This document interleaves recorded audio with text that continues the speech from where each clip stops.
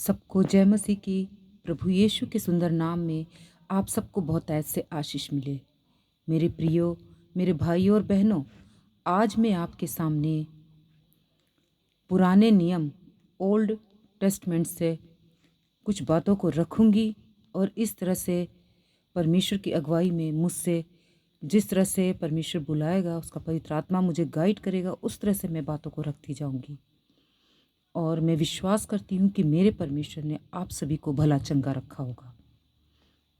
और मैं मुझसे जितना हो सके मैं पुराने नियम ओल्ड टेस्टमेंट के बारे में आपको बताऊंगी। तो कृपया आप लास्ट तक बने रहिए और जब भी आपके हाथ ये वीडियो लगे इसे ज़रूर करके देखिए और समझने की कोशिश कीजिए। सबसे पहले हम बात करेंगे उत्पत्ति किसने लिखी या लेखक मूसा को लिखने में अगुवाई किसने की। तो किसने की होगी? आप गैस कर सकते हो कि मूसा को बाइबल लिखने में, 5 तोरा लिखने में किसने अगुवाई की? पवित्र आत्मा ने उसको लीड किया। अब हमें कैसे पता चलेगा कि ये सारी बातों का? तो आइए हम खोलते हैं दूसरा तीमुथियुस चैप्टर 3 वर्स 16। दूसरा तीमुथियुस तीसरा अध्याय 3 चैप्टर वर्स 16 में क्या लिखा है? आइए हम बाइबल खोलते हैं, क्या लिखा हुआ है। 2 तीमुथियुस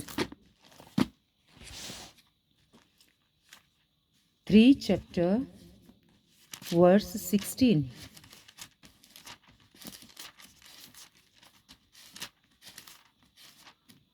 सेकंड तीमुथियुस चैप्टर 3 वर्स 16 लिखा है, संपूर्ण पवित्र शास्त्र परमेश्वर की प्रेरणा से रचा गया है और उपदेश और समझने और सुधारने और धर्म की शिक्षा के लिए लाभदायक है।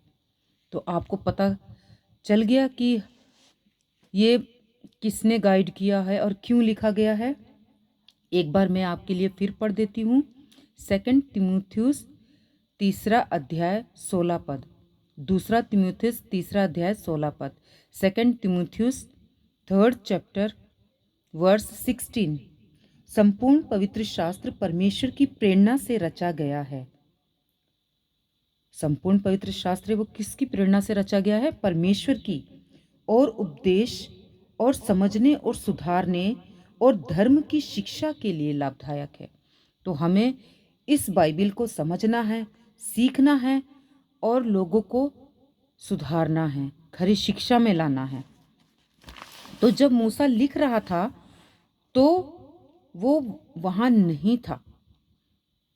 मूसा को जब बुलाहट मिली, मूसा को जब एहसास हुआ एक परमेश्वर है और वो है युडेवा है, वो है यहोवा।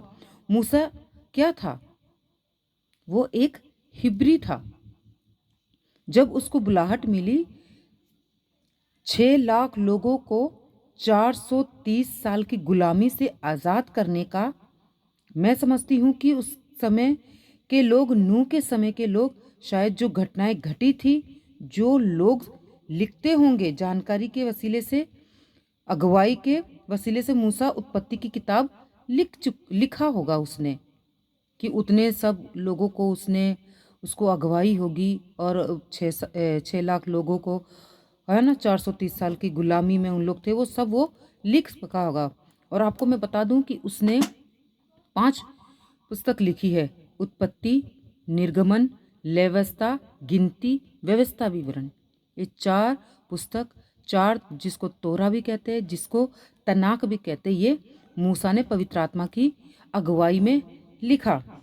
फिर हम ये 5 पुस्तकें मूसा लिख सका, उसमें से ये कुछ किताबें जो मैंने आपके सामने रखी है, शायद 40 साल की जंगल यात्रा में लिखा होगा। हम अनुमान लगा सकते हैं, अंदाज़ा लगा सकते हैं कि शायद उसने 40 साल की जो यात्रा थी उस पे ये लिखा होगा। हमारे पास कोई सबूत नहीं है ना, इस पुस्तक को। और ये पुस्तक हिब्रू भाषा में लिखी गई है। और ये जो पुस्तक है वो हिब्रू भाषा में लिखी गई है। इसकी जानकारी का एकमात्र सहारा ये पुस्तक है। ये पुस्तक ही एकमात्र सहारा है। हम सब ऐसे खुशनसीब लोग हैं।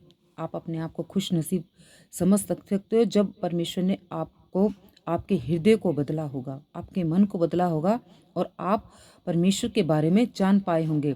जिसने सारी सृष्टि को बनाया, हम उसकी आराधना करते हैं। इस पुस्तक के बारे में आप लोगों को बता रही हूँ कि ये प्रभु का अनुग्रह है। उसने हमें जिंदा रखा। इस पुस्तक को आत्मिक चश्मे से हमें देखना होगा, समझना होगा। इसलिए पौलुस कहता है आत्मिक जन आत्मिक बातों को समझ सकता है। मेरे प्रियो, यूं ही कोई भी व्यक्ति इन बातों को नहीं समझ सकता। इसको आपको आत्मिक चश्मे से देखना होगा, आत्मिक तरीके से इसको समझना होगा, क्योंकि ये संसारिक बातें नहीं हैं, ये आत्मिक बातें हैं और आत्मिक लोग ही समझ सकेंगे। अगर वो आत्मिक नहीं होता तो वो इन बातों को ना ही वो समझता, ना कह पाता ना। और साइंस, नास्तिक और अधूरे ज्ञान वाले इसे बिल्कुल भी नहीं समझेंगे। ये वही समझेगा जिसे बाइबल की नॉलेज है। जो आत्मिक है वही व्यक्ति इन बातों को समझ सकेगा। इस पुस्तक को बिल्कुल कट टू कट नहीं लिखा गया। हम सोचते ना जैसे कोई कहानी हम पढ़ते हैं तो उसमें बिल्कुल सीधे सीधे शुरुआत से एंड तक का सारा सीधा सीधा लिखा रहता है, लेकिन ये कट टू कट नहीं लिखा गया। कुछ बातों को इधर लिखा गया, कुछ बातों को उधर, क्योंकि बाइबल में इतनी बातें हैं कि पूरी पृथ्वी पर नहीं समाती, तो कुछ कुछ बातों को निकाल के उसमें लिखा गया है ना, इसलिए कट टू कट उसमें वो बातें नहीं हैं। व्यवस्था विवरण, और इसका प्रूफ क्या कि व्यवस्था विवरण 29 हम पढ़ेंगे। क्या लिखा हुआ है उसमें? लिखा है गुप्त बातें हमारे परमेश्वर यहोवा के वश में है, परंतु जो प्रकट की गई है वे सदा के लिए हमारे और हमारे वंश के वंश में रहेगी, इसलिए कि इस व्यवस्था की सब बातें पूरी की जाएगी।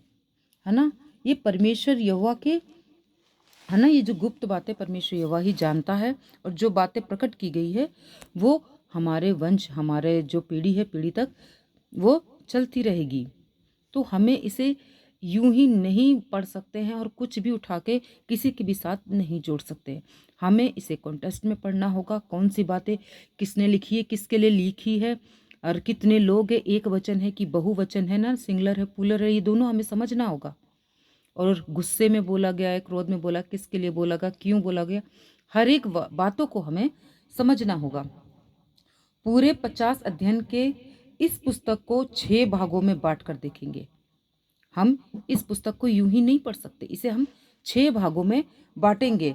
और सबसे पहला भाग है 1 से लेकर 3 तक। सबसे पहला भाग को हम 1 से 3 तक, और सृष्टि और उसकी घटनाएं। सबसे पहले भाग में हम सबसे पहला 1 से लेकर 3 तक, जिसमें सृष्टि और उसकी घटनाएं होगी। और दूसरा भाग है 4 से 6 अध्याय तक का एक भाग है, जिसमें दानव और उनके पाप होंगे, है ना। इसके बाद तीसरे भाग में 7 से लेकर 9 अध्याय तक एक भाग है, जिसमें पानी के द्वारा सृष्टि का अंत हुआ। और चौथे भाग में हम क्या देखते हैं, 10 से लेकर 4 पद तक, अध्याय तक एक भाग है, और ये भाषा का बांटा जाना, किस तरह से भाषा बांटी गई है उसके बारे में बताएंगे।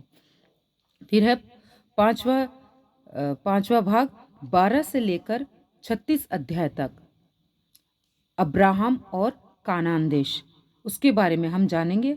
और छठे भाग में 37 से लेकर 50 अध्याय तक, इस भाग में इजरायली का मिस्र जाना, किस तरह से इजरायली मिस्र देश गए, उसके बारे में हम जानेंगे। लेकिन शुरू के 3 अध्याय बहुत इम्पोर्टेंट है। जब भी आप इसकी स्टडी लो तो आप इस बात को ध्यान रखना कि जो शुरू के 3 भाग है वो बहुत ही इम्पोर्टेंट है, और सारा खेल इसी अध्याय का है, सारा खेल इसी तीसरे अध्याय का है।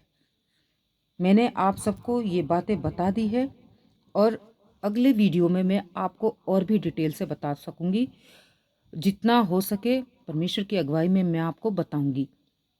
तो परमेश्वर इन बातों के द्वारा आप सबको बहुतायत से आशीष दे।